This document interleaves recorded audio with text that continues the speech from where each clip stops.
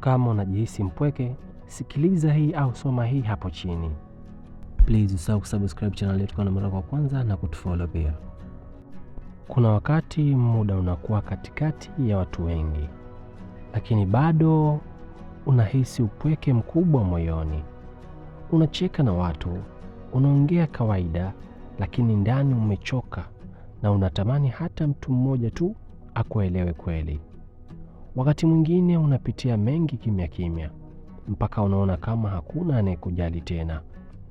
Simu yako iko kimya, hakuna anayekuuliza umeamkaje, na moyo wako unaanza kuamini kwamba labda huna maana kwa mtu yoyote.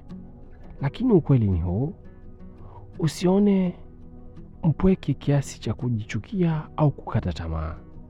Kuna nyakati maisha hututenga na watu ili tujifunze kujitambua, kuwa na nguvu na kumkaribia Mungu zaidi. Usilazimishe kupendwa na kila mtu.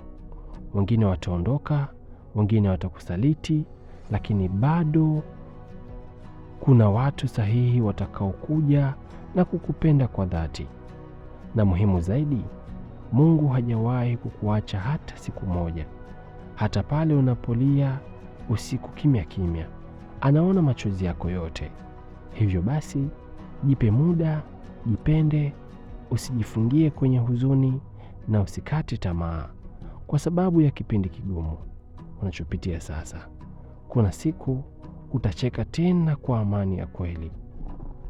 Badilisha fikra, badilisha maisha. Umakini unahitajika.